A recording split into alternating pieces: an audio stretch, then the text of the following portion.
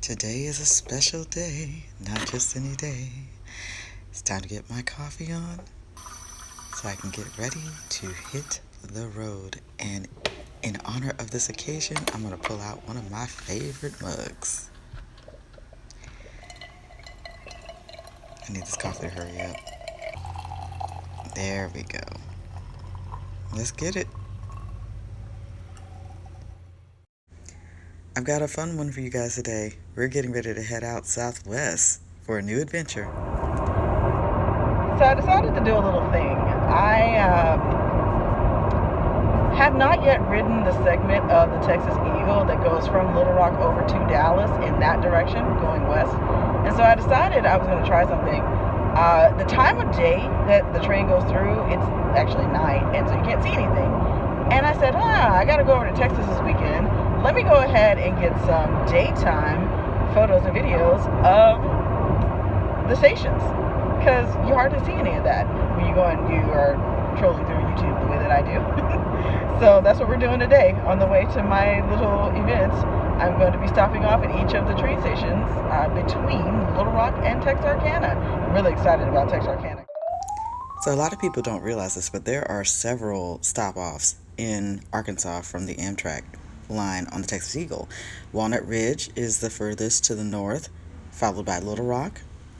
Right after that, Malvern, then Arkadelphia, Hope Station, and then Texarkana.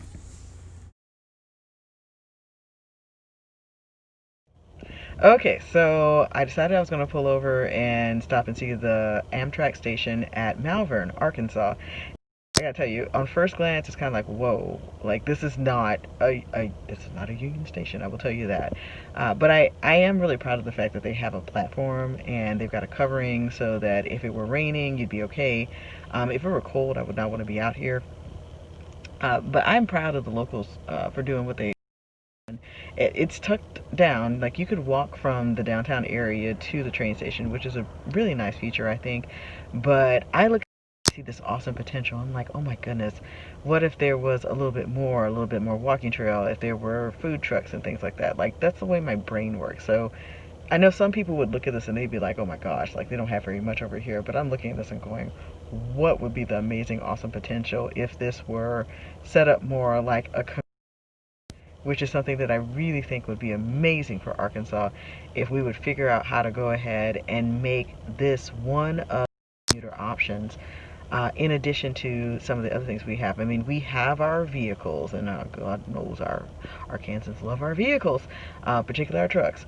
But how amazing would it be if we had some other options? I know that state employees have the ability to jump on a van if they sign up for it, but they got to pay for it. You have to pay for things. And I'm thinking if you could match the cost of doing the state employee van service, if you could match that price to what it would cost to commute back and forth from Hot Springs, Malvern, Benton, all the other towns that are between these outer metro areas into the downtown city in Little Rock, to me that seems like a really viable option. Maybe it's a smaller train. It's an experimental train, one that uses renewables or whatnot, but then it's just a matter of buying the time off of, I think it's, I'm not sure for Union Pacific or not. I have to go back and check. I have a map. I did find a map of who owns what rails and whatnot, but I'm not coming off of this idea. I really think that the rails are a way for us to work toward creating increased opportunity for mobility. A lot of Arkansans who think right now the only way they can have that is to maintain and drive hard a personal vehicle are so much better if we would go ahead and start using the rails more.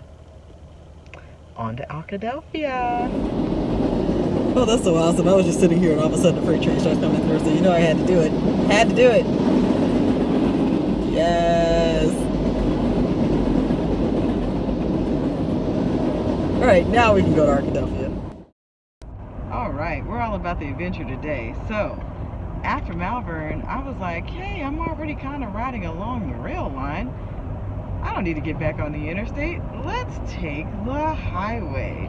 So we're going to take the highway. Well, we're taking the highway from Malvern to Arkadelphia, because I think it'll actually save a little bit of time at getting to the station, which I don't think is actually far off of the interstate, but I've never ridden this way before, which is saying something, because I've been on a lot of Arkansas back roads. But let's see what we see along this way. It's very pretty out here today. Very pretty. Oh, that's unexpected. But I'm also not going to fool with this phone a whole lot, because, yeah, Arkansas be curvy.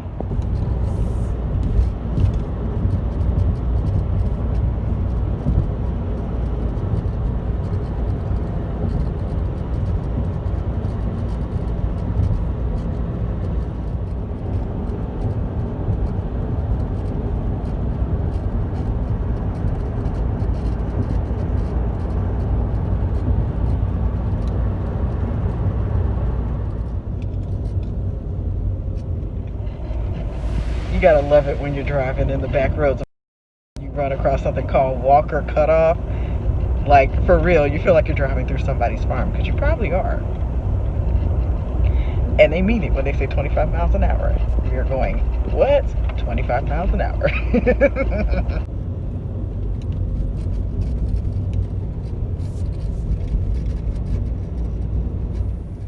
As I came out of Walker Pass, I realized I'd never taken this particular route past Joan, Arkansas. Look at these beauties.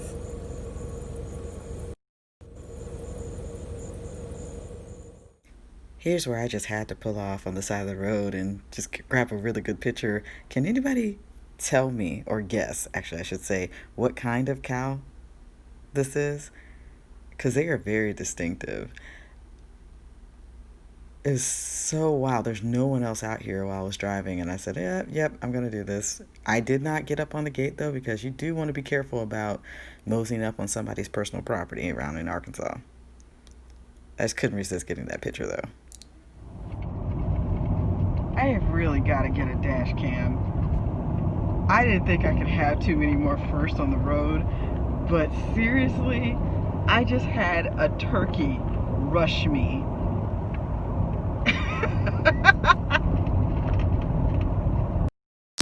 I'm like right outside Arkadelphia, and this turkey is standing on the side of the road like, bring it, and then runs out in front of me. So I brake hard and swerve, and then it just takes flight. I've never seen a turkey take flight like that. Not in that way. Wow, I wish I had that dash cam. I'm also glad I did not hit a turkey. It looks like that could have done some damage to my car. It was big. Maybe we need to eat more turkey.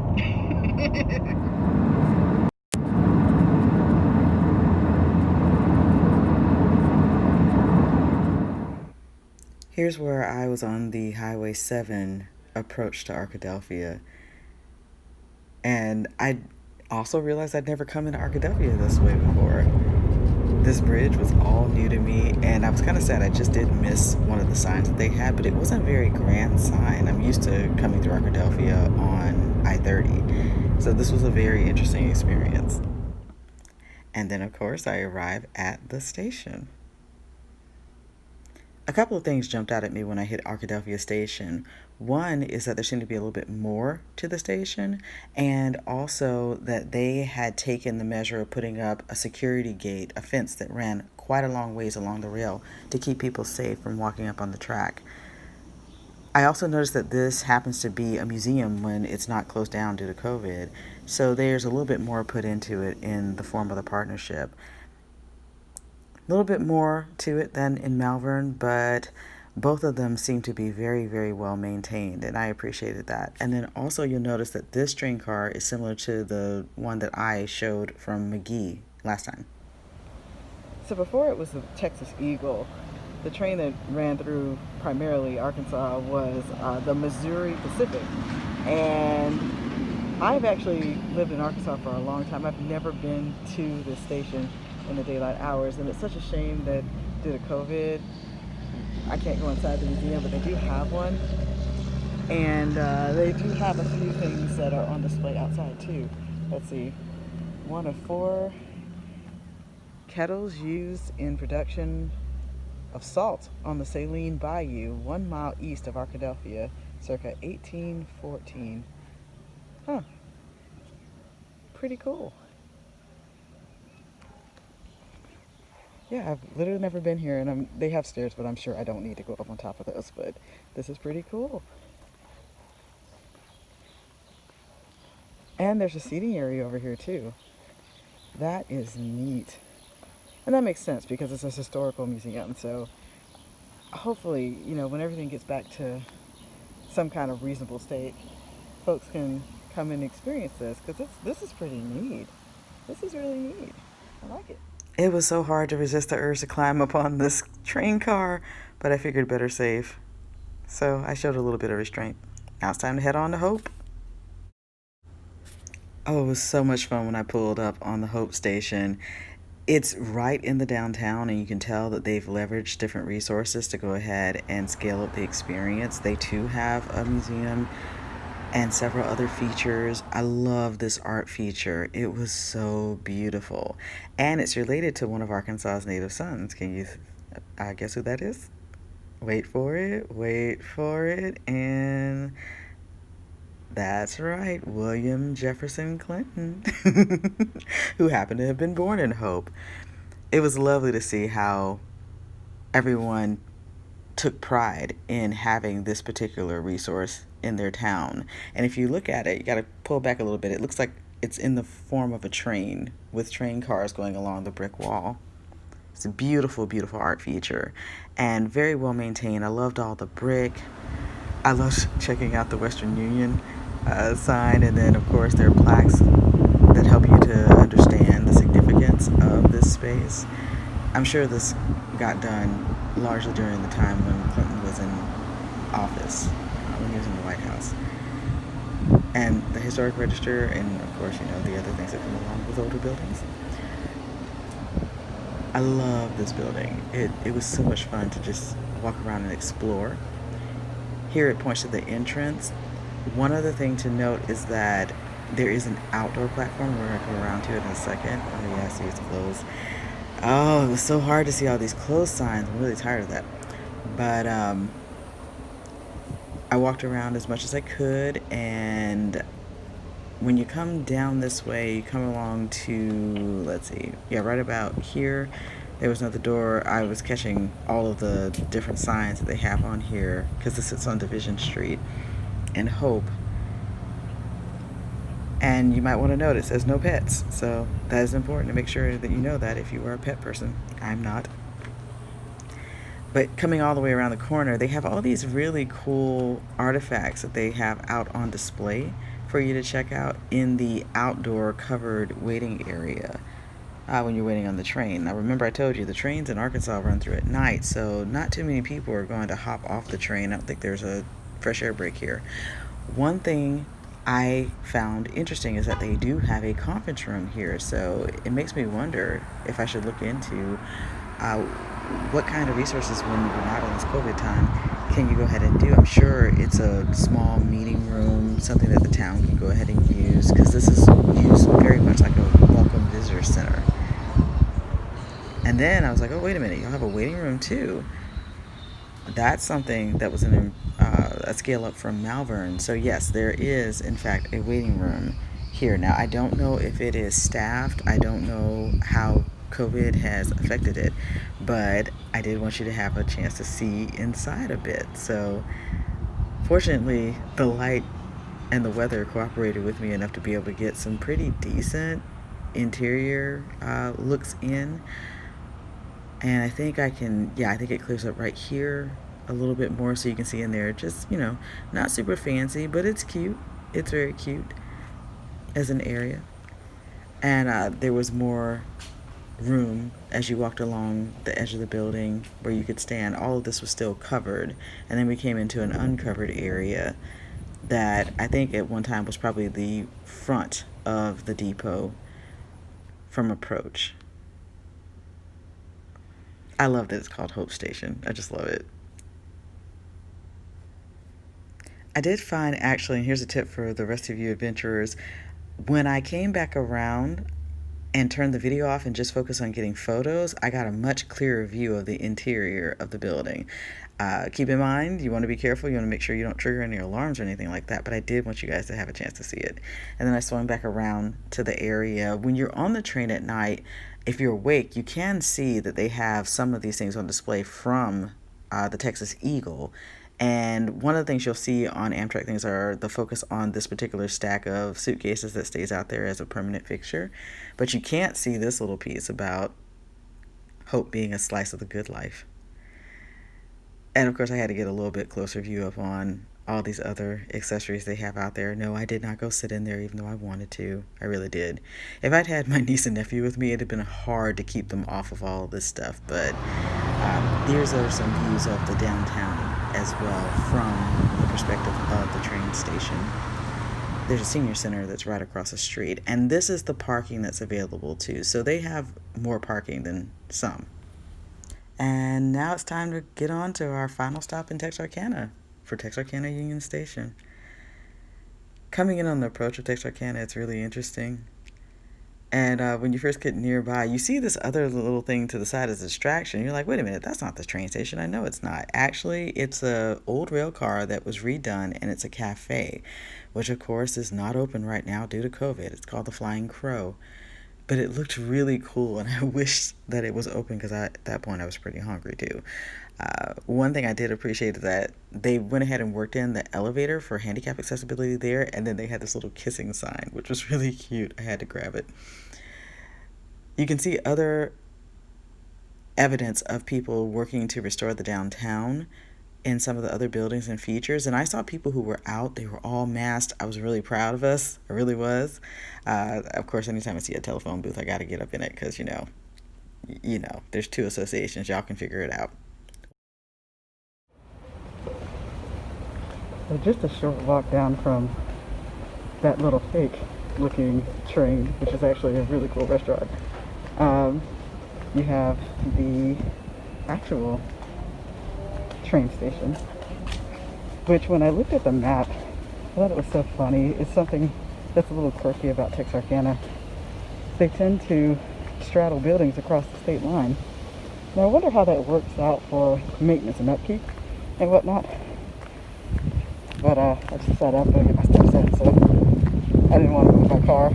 I just thought that diner was too cool not to grab. So just walking downtown. It's fun when you can just walk and you see cool things like murals that you weren't expecting. I like it anyway.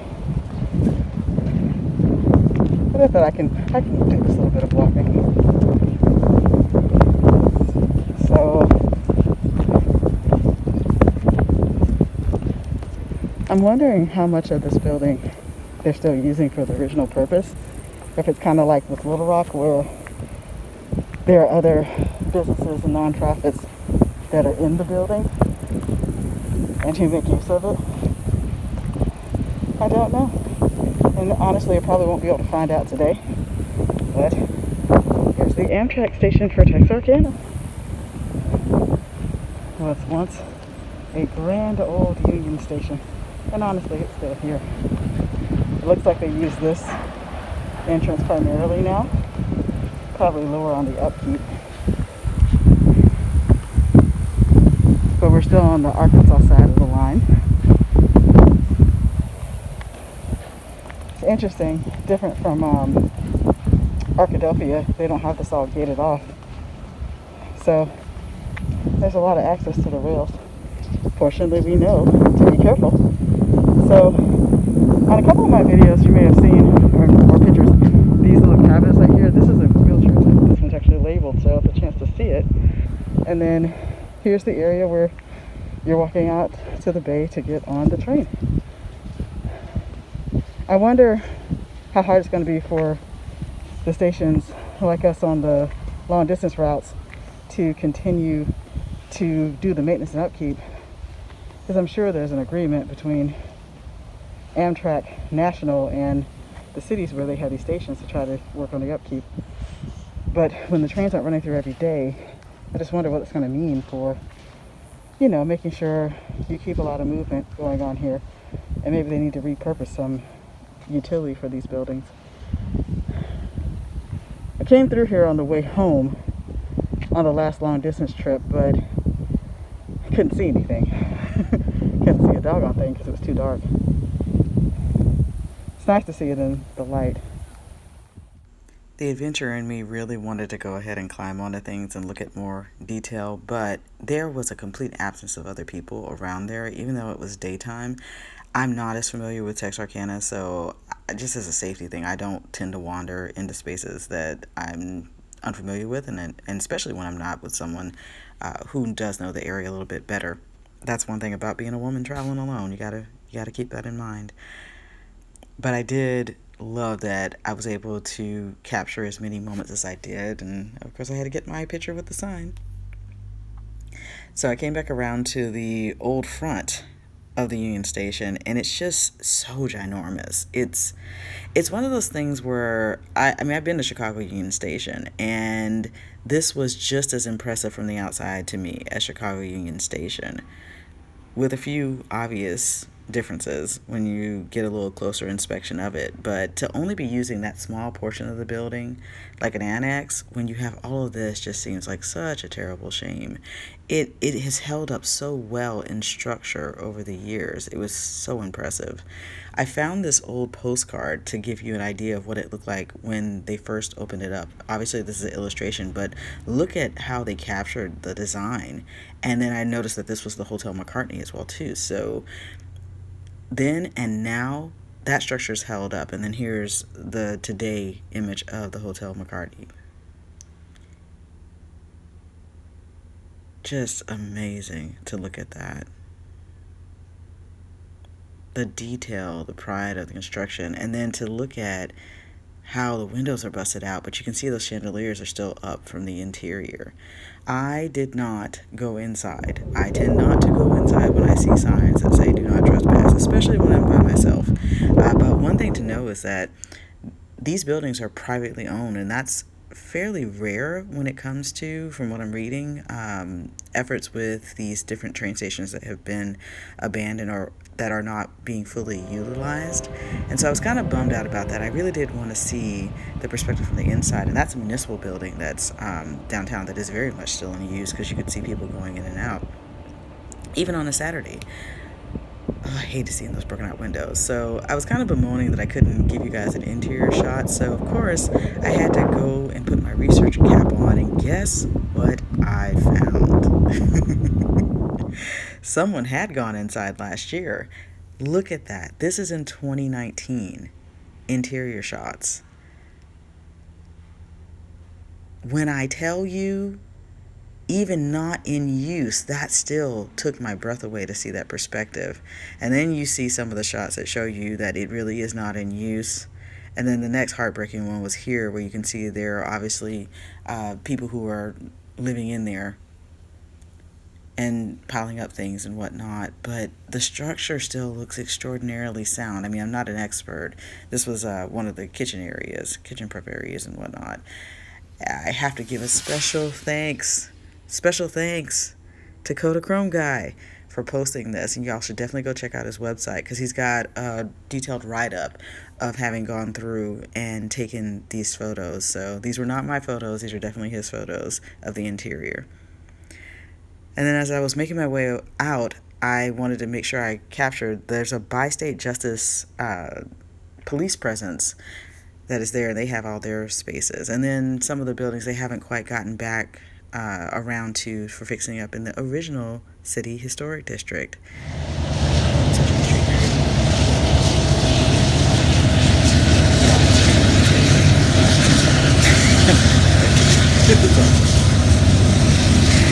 Even if it's a freight train, it would be so amazing if we could have passenger trains moving this time.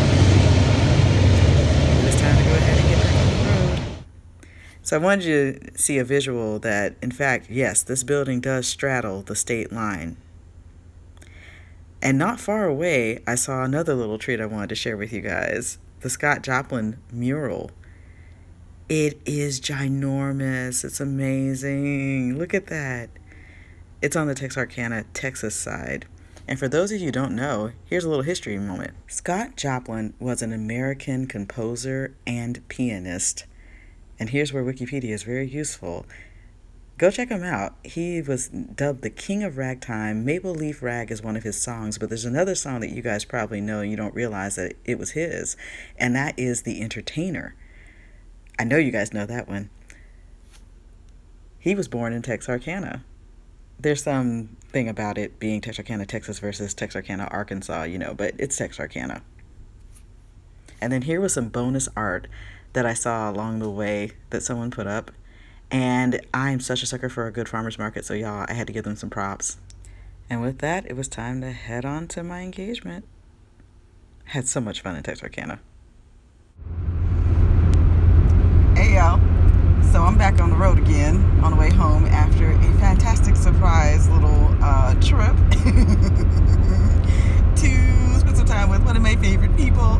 And God, I gotta tell y'all about something. So it's me and the semis out here right now, and that's fine.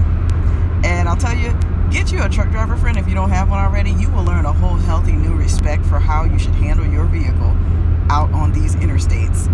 Now when I see a truck driver, I'm like, I see people acting up, I'm gonna slow down because I'm thinking, that's like my truck driver friends. I ain't finna put their life in jeopardy. I used to be one of the worst ones about zipping in. I always drove small cars, so I was like, I got space, zoom. No. You want to give them some respect. Put some respect on that space. But I keep thinking, one of my friends in particular, I'm like, we've probably passed each other on the road at some point and didn't even realize it, and that's going to be hilarious if we ever see each other. But I digress. So this morning, I got up and thought, I'm going to take my time. I drove part of the way back home last night, and I was like, don't be foolish. You get in at like 2 a.m. We don't do that anymore. And so I was like, pull over, got a nice hotel, refurbished. I'm IHG family, whoop whoop. They don't sponsor me, but they should. And I mean, as much money as I spend with Holiday Inn. And the fact that Holiday Inn's founder is from Arkansas, thank you very much. It's just one of those things.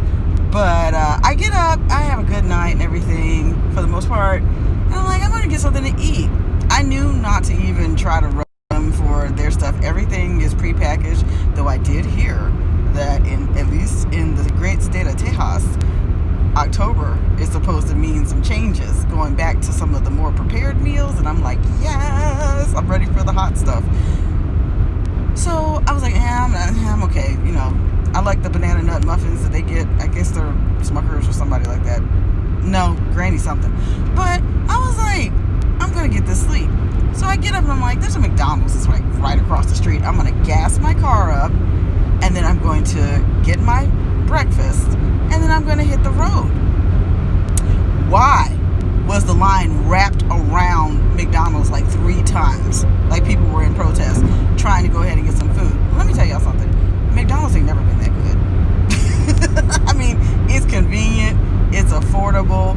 The Egg McMuffin is one of my favorite little quick go-tos because it's actually not that bad on calories. The Egg McMuffin, not the sausage, egg, and cheese McMuffin, because that one is a calorie beast. But the Egg McMuffin it's okay, as long as you only get one, and maybe grab some oatmeal along with it from a calorie health perspective.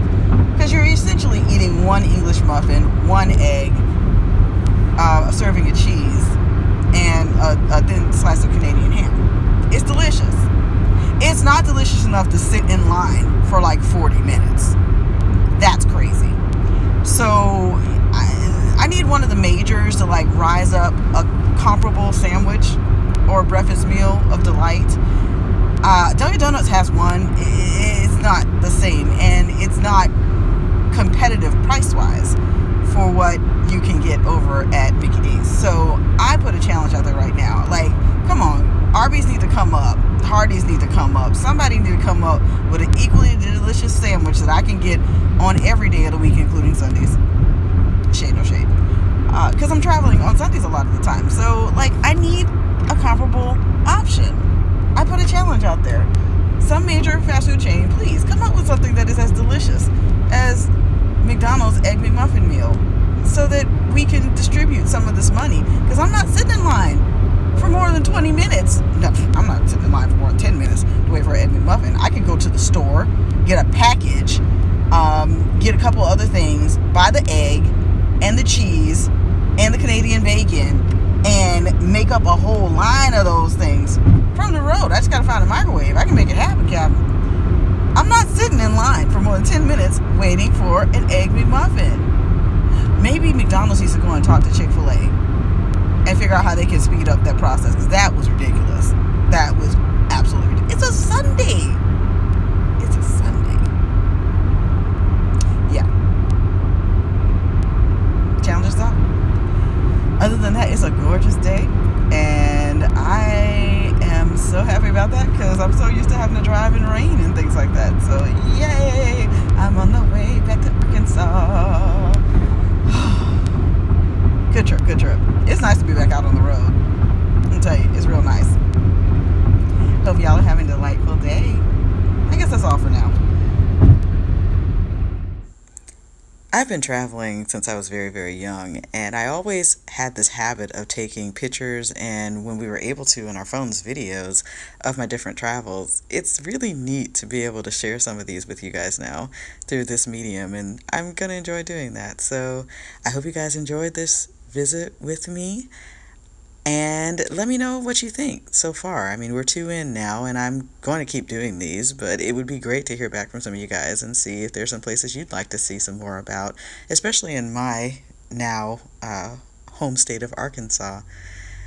Looking forward to it. Go ahead and like this video if you want to see more of it. Subscribe, y'all. Stop being subscription averse, please. It helps me to know that I'm hitting my mark where I need to go. You'll really dig this next one I have coming for you next week. Bye.